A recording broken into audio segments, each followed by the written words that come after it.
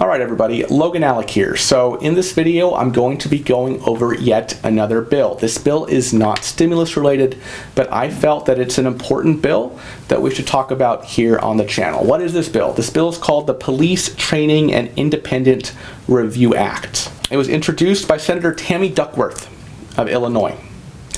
Who is Tammy Duckworth? Tammy Duckworth is probably the most BA senator on Capitol Hill right now. Why do I say that? She was a lieutenant colonel in the U.S. Army, helicopter pilot in the Iraq War.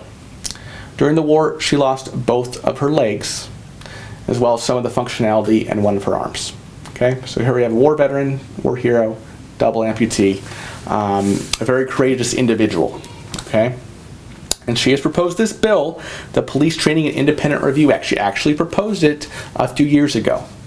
But she's bringing it up again right now in light of what's going on in our nation right now. And I think it's very relevant, so I wanted to go over it, okay, because I honestly don't see I don't see really any news sources talking about it today, okay, but I think it's very relevant.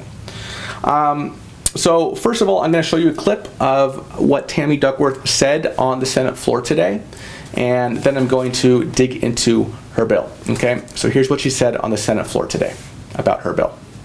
So I've come to the floor today to request unanimous consent on Senate Bill 1938, the Police Training and Independent Review Act, the second bill I ever introduced into this august body more than 3 years ago. This bill would demand that local law enforcement agencies change use of force policies, that every American receives fair treatment under the law. Common sense policy that I believe responsible law enforcement officers would welcome so they could better protect and serve their communities. It would establish a new grant program so states can implement racial bias training at police academies to help officers de-escalate tense situations. It would also encourage states to establish a transparent system where independent prosecutors review police uses of force and prosecute officers who break the laws they were entrusted to enforce. Because local prosecutors do have a bias, and they rely on the same police departments to win other cases, which is why it's so critical that we let outside independent prosecutors do the investigating and prosecuting of our law enforcement officers who do not follow the law themselves instead.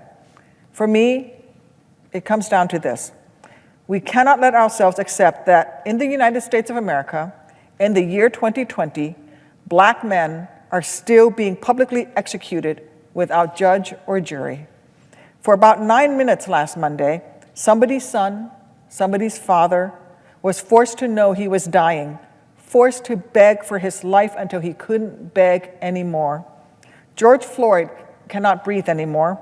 So it's on those of us lucky enough to still be here today, to still be breathing, to use our own every breath we have to fight for the justice that he was robbed of on that street in Minneapolis last week. I know I will. And I hope every other American will join me. All right, so what does this bill do? This bill incentivizes states monetarily, okay? And you have to remember, right now, states are suffering. Due to COVID, their revenues are sales tax revenue, income tax revenue, right? They're plummeting.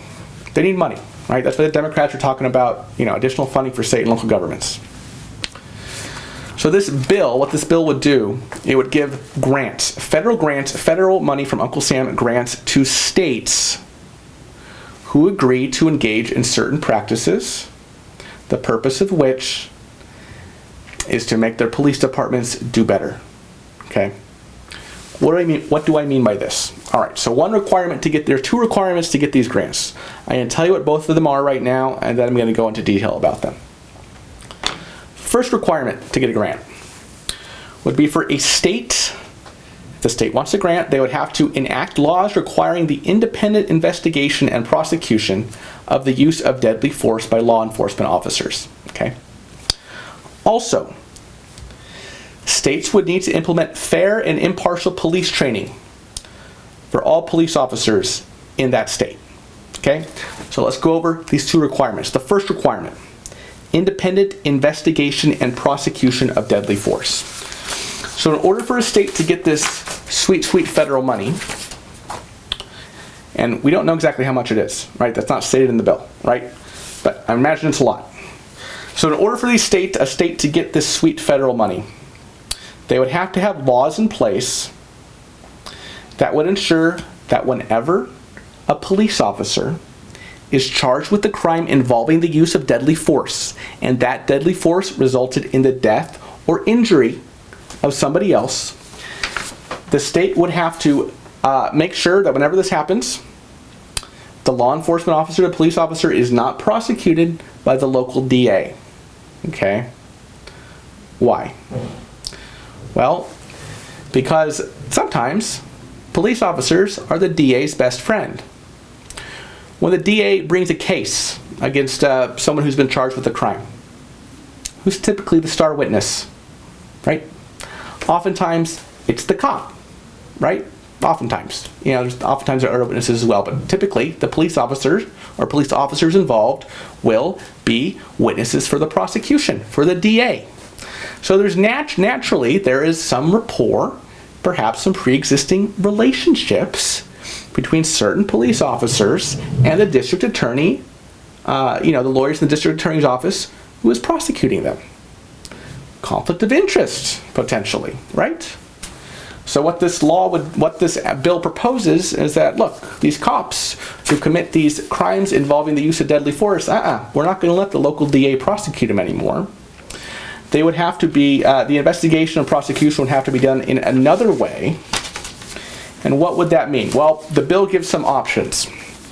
First option is for the investigation and prosecution of the police officer's use of deadly force to involve the use of an agency or civilian review board that investigates and independently reviews all officer use of force allegations. Okay?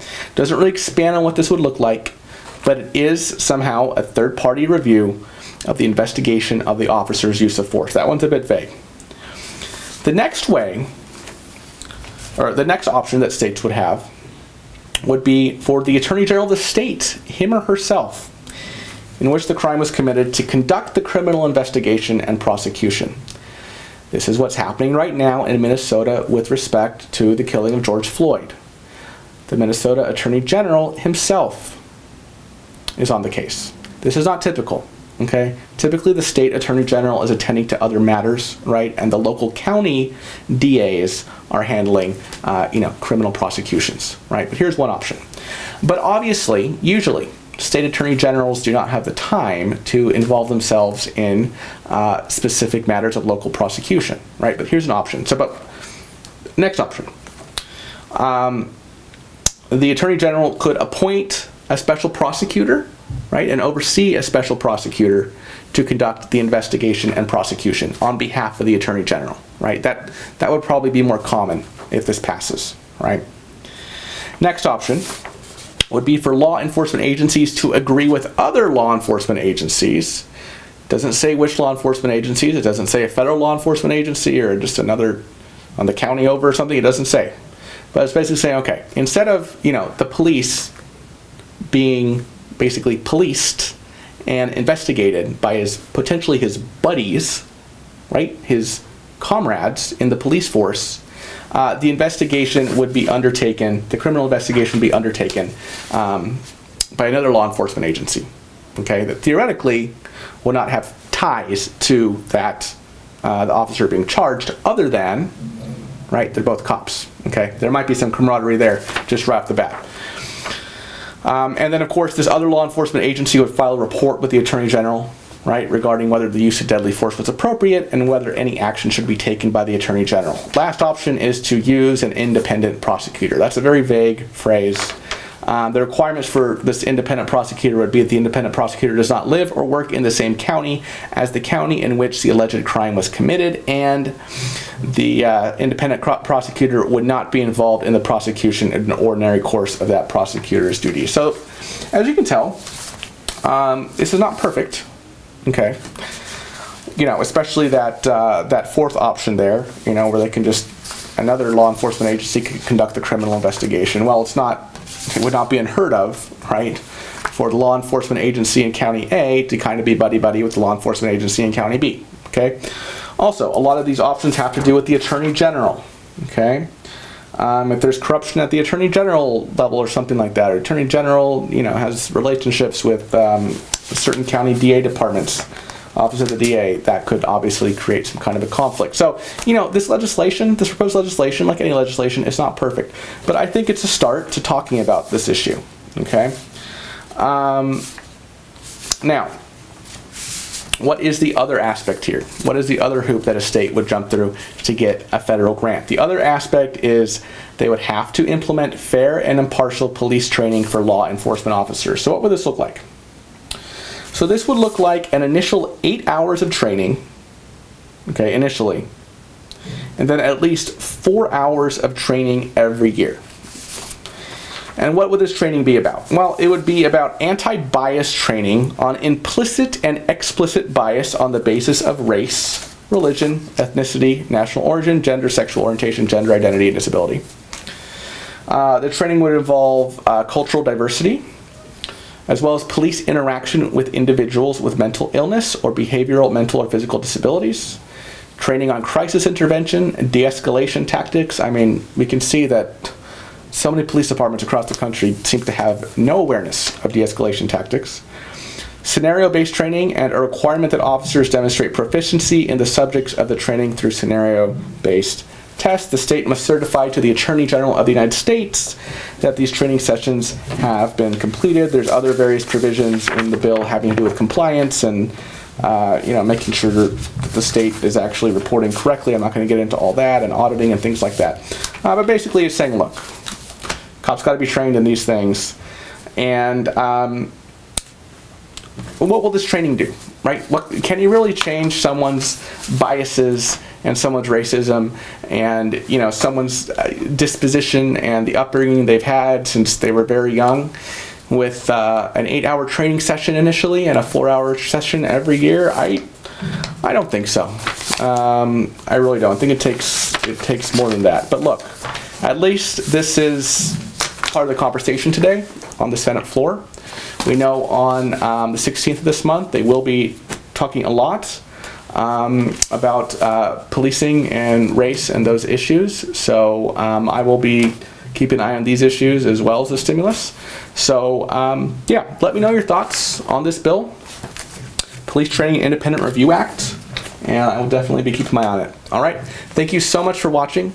Have a good evening, everybody. All right, bye-bye.